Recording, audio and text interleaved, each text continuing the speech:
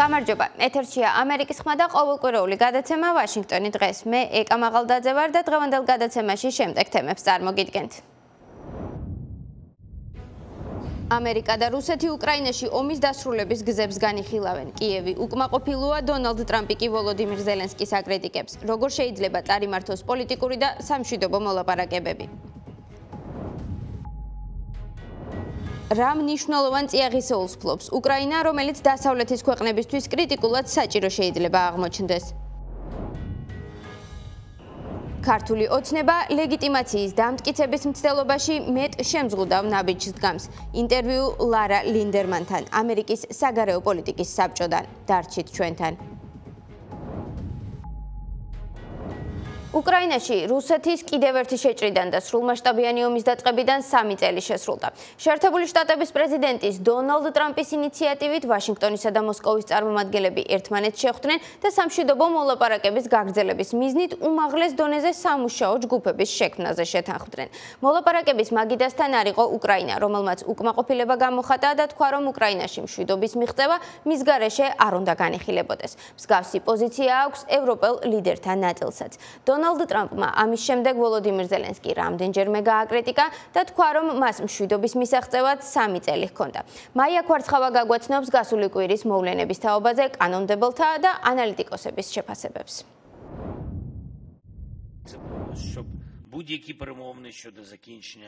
ამერიკისა და უკრაინის პრეზიდენტებს შორის უკმაყოფილება საჯარო მას შემდეგ გახდა, რაც უკრაინის პრეზიდენტმა ვოლოდიმირ ზელენსკიმ უკმაყოფილება გამოთქვა, რომ შეერთებულმა შტატებმა ის მოლაპარაკების მაგიდასთან არ მიიწვია და მასთან შეუთანხმებლად საუბარი ჯერ მოსკოვთან არჩია.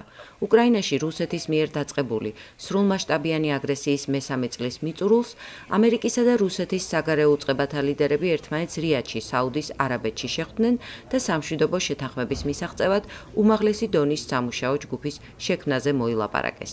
თეთრმა სახლმა განმარტა, რომ პრეზიდენტი დონალდ ტრამპი ეგრეთ წოდებული პარალელური დიპლომატიის მეთოდს ირჩევს და მეომარ მხარეებთან შეხვედრას ცალ-ცალკე ამჯობინებს.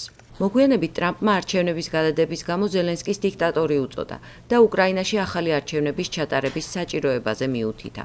მან თქვა, რომ ზელენსკი საშუალო დონის კომიკოსია, რომელმაც ვაშინგტონი 350 მილიარდი დოლარის დახმარების გაცემაზე დაიყოლია ისეთი ომის საწარმოებლად, რომლის მოგებასაც ის ვერასდროს შეძლებდა.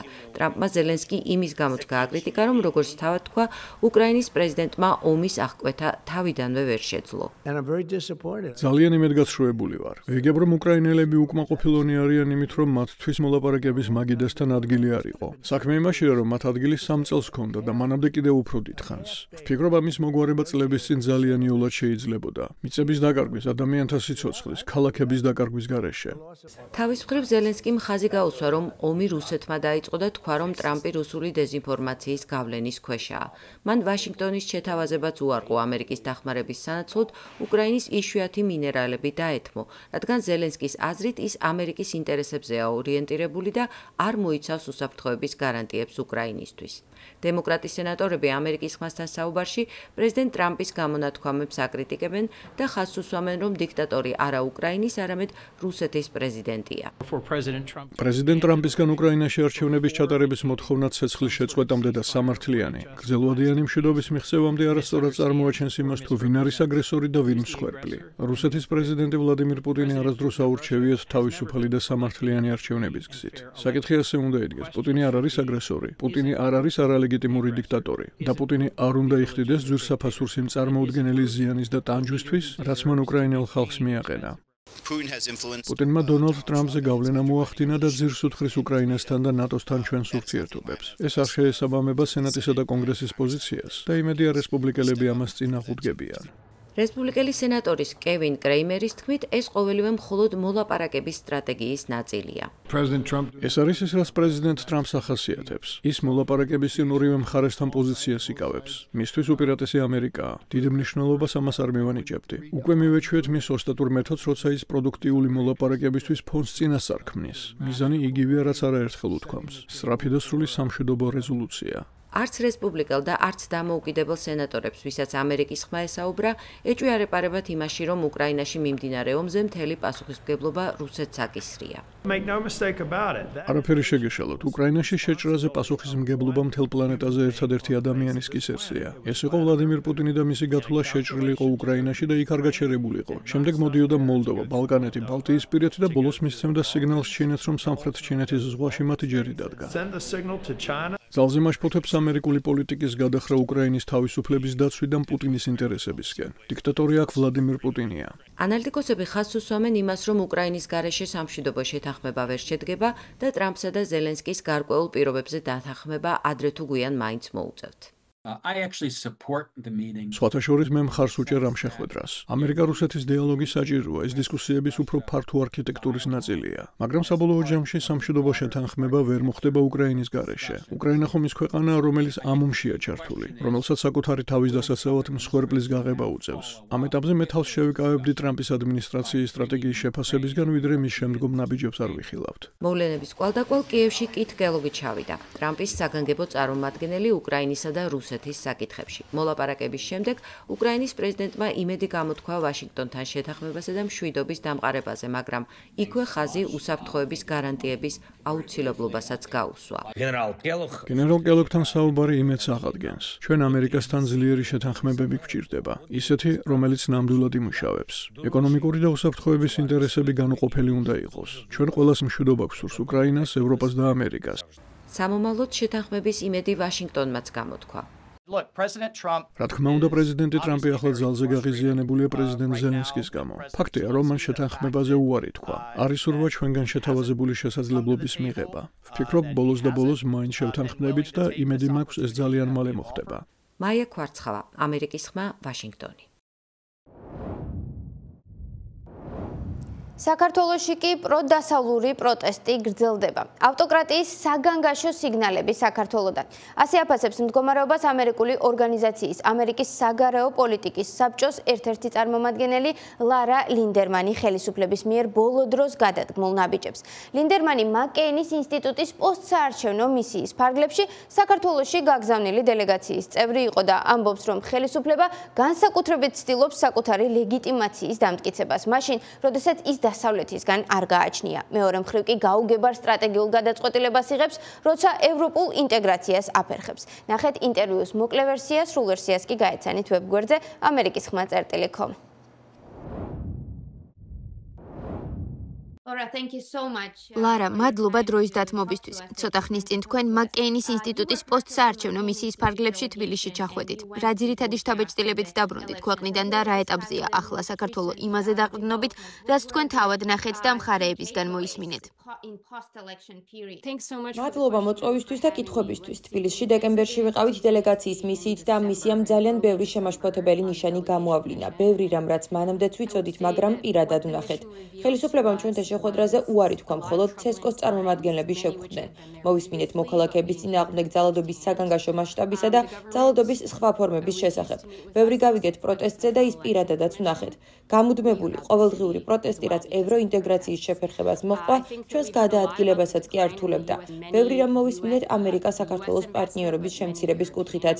ვესაუბრეთ ამერიკის ელჩს, ბევრ ევროპელ ელჩსაც. განვიხილეთ ის უფრო ღრმა პრობლემებიც, რაც საქართველოს დასავლეთის გზიდან გადახვევას და ავტორიტარიზმისკენ სვლას ეხება.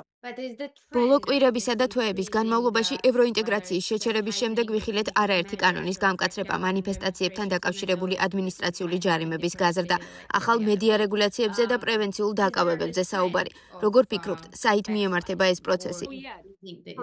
არის ავტორიტარული ტენდენცია, რომელიც ძალიან მკაფიოდ ჩანს. ვფიქრობ, ეს ტენდენცია დაჩქარდა უკრაინაში რუსეთის შეჭრის და მოგვიანებით უკვე 26 ოქტომბრის არჩევნების, ასევე პრეზიდენტ ზურაბიშვილის ვადის ამოწურვის შემდეგ, რომელიც ამბობს, რომ ქვეყნის ლეგიტიმურ პრეზიდენტად რჩება. მთავრობის არც ერთი ნაწილი დამოუკიდებელი აღარაა.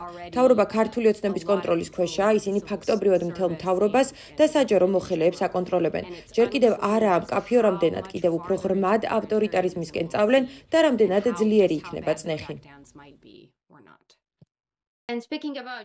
საპარლამენტო უმრავლესობა არასამთავრობო ორგანიზაციებთან დაკავშირებულ კანონმდებლობასაც ცვლის და ამბობს, რომ სპეციალური ფონდიდან იმ სამოქალაქო ორგანიზაციებს დააფინანსებს, რომლებიც როგორც თავად ამბობს, საზოგადოების რეალურ დაკვეთას შეასრულებენ და არა უცხოეთიდან დაფინანსებული ორგანიზაციების მავნე ქმედებებს. რა სახის პრაქტიკაა ეს, გვაქვს თუ არა მსგავსი მაგალითები სხვა ქვეყნებში და რას ამბობს ეს ხელისუფლების განზრახვაზე სამოქალაქო სექტორთან დაკავშირებით? ეს კიდევ ერთი ტენდენცია ავტორიტარული კონტროლისკენ. სამოქალაქო საზოგადოებისა და არასამთავრობო ორგანიზაციების სფერო საქართველოში ისტორიულად ყოველთვის ძალიან მრავალფეროვანი, ფართო და დინამიკური იყო. თუ კი ვნახავთ მის შეკვეცას, შევიწროებას და ამას კიდევ მთავრობის მიერ დაფინანსებული არასამთავრობო ორგანიზაციების, ანუ ეგრეთ წოდებული გონგოების დამკვიდრება დაემატება, მაშინ ვიხილავთ ამ სფეროში რეალური დებატების, თავისუფალი დისკუსიების, იდეების გაცვლისა და ქმედებების კუთხით სიტუაციის სწრაფ გაუარესებას. ჩვენ ბევრი ასეთი მაგალითი გვინახავს რუსეთში, ბელარუსში, უნგრეთში, სადაც ეგრეთ წოდებული გონგოები ეფექტური გზა აღმოჩნდა არასამთავრობო სექტორის შესაზღუდად, დეზინფორმაციის გასაზრდელად და რეალური დებატებისა და დისკუსიების შესამცირებლად იმ არაერთ საკითხზე, რის შესახებაც ამ მოსაზრებების მოსმენა მოქალაქეებს შეიძლება სურდეთ.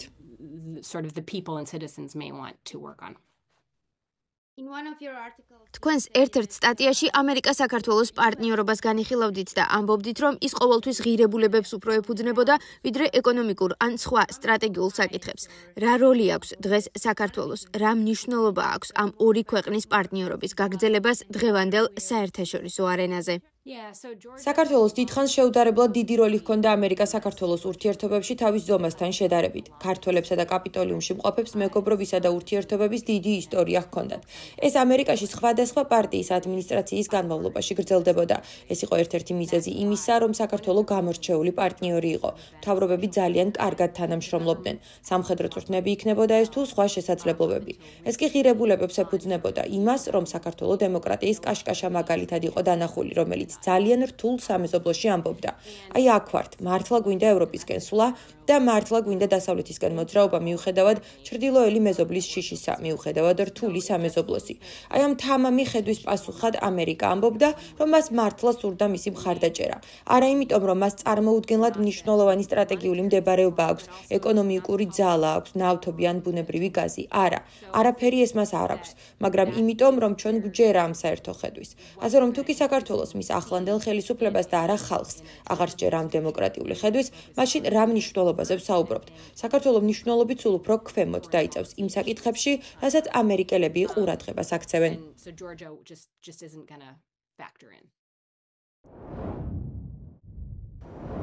გასული კვირების განმავლობაში დიდი აჟიოტაჟი გამოიწვია ამერიკა-უკრაინას შორის კრიტიკულად მნიშვნელოვანი მინერალების თაობაზე შესაძლო შეთანხმება.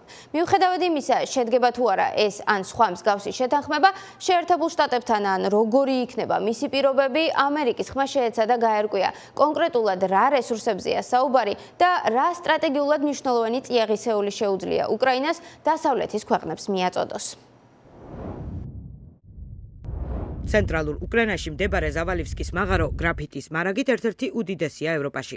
გრაფიტი ელექტრომობილების ბატარეებისა და ბირთვული რეაქტორების წარმოებისთვისაა აუცილებელი. ეს მხოლოდ ერთ-ერთია იმ მრავალ კრიტიკულად მნიშვნელოვან მინერალთა შორის, რომელთა მარაგიც უკრაინას აქვს და რომელთა მოპოვებაზეც დასავლეთი აქტიურად მუშაობს, რათა შეამციროს ჩინეთზე დამოკიდებულება ამგვარი ნედლეულის მომარაგების კუთხით. მაღაროს ხელმძღვანელობის თქმით, შესაბამისი ინვესტიციების შემთხვევაში ეს ობიექტი გლობალურ მოთამაშედ იქცევა გრაფიტის წარმოების სექტორში. აქ საქმე მილიარდობით დოლარსა და მრავალწლიან ინვესტიციებს ეხება. პროცესის დასაწყებად უკრაინის მთავრობამ მჭიდროდ უნდა ითანამშრომლოს ამერიკელ და ევროპელ პარტნიორებთან, ასევე მსხვილ საერთაშორისო კომპანიებთან, რათა ეს ბაზა ერთობლივად შეიქმნას.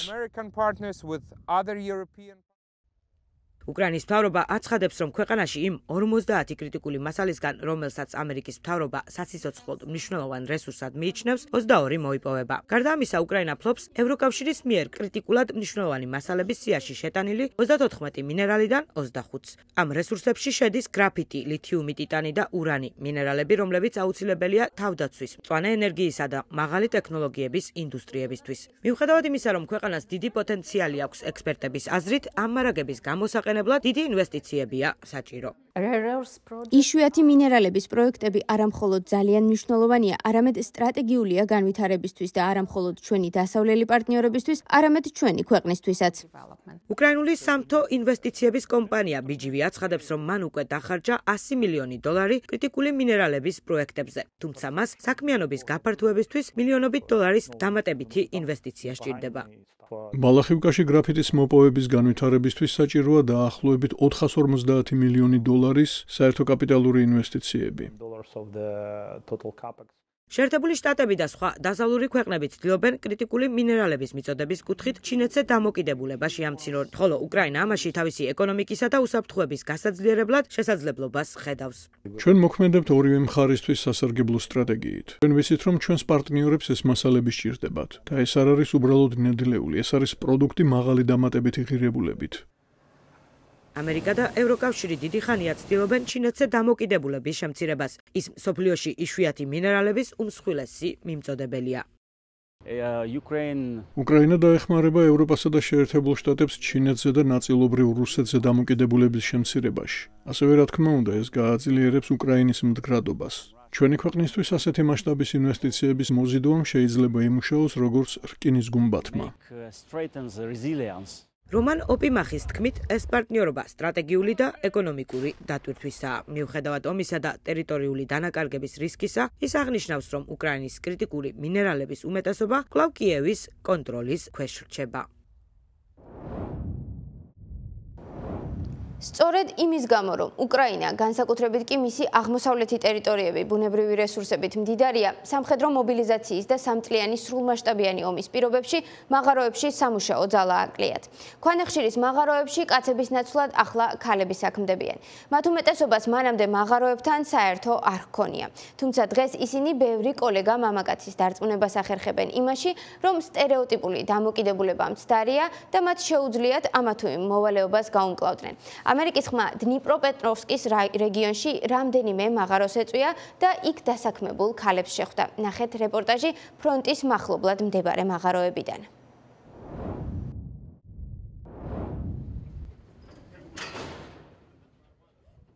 ამ მაღაროში 235 მეტრის სიღრმეზე ბევრი უკრაინელი ქალი ახალ გზას გადის. ოლენა მაღაროელებს ეგებება. ის მუშებისა და ტვირთის გადაადგილებაზეა პასუხისმგებელი. ნახე განცხადება, რომ მუშებს ეძებდნენ, დავურეკე და მოვედი. ოლენა აქ წელიწად ნახევარია მუშაობს. საკუთარი თავისა და სხვა მაღაროელების გასამხნევებლად ეს მხიარული სურათები დავხატე, როდესაც დაღლილი მაღაროელები ცვლიდან ბრუნდებიან, მათ უყურებენ და ეღიმებათ. ლიფტიდან ნასტია გვირაბის სიღრმეში თავის სამუშაო ადგილისკენ მიდის.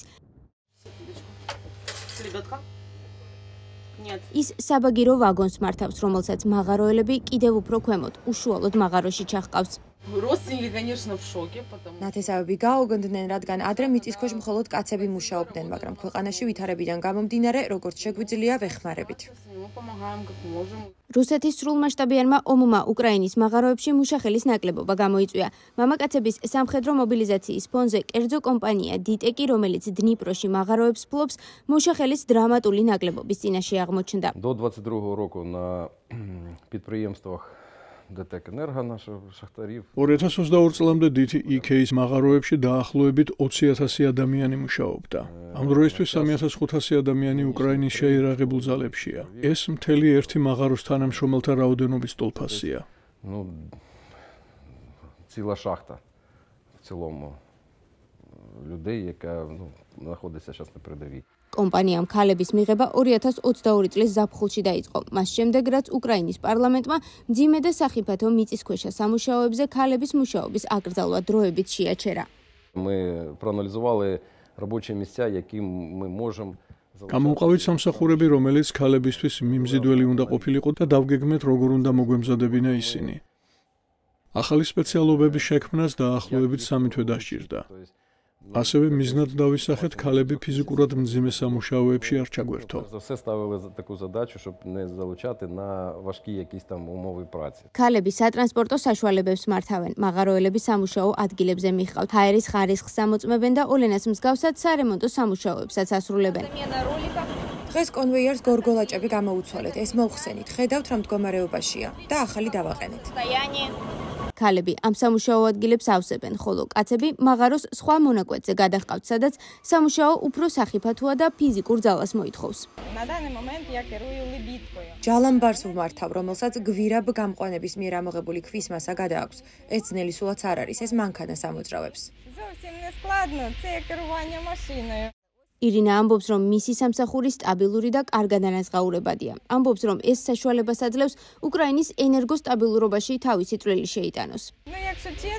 გულწრფელი რომ ვიყო, ომი რომ არ ყოფილიყო, ამ სამსახურს არავის რჩევდი, მაგრამ ამ წუთს ყველა უკრაინელი ცდილობს ჩვენს გამარჯვებას დაეხმაროს.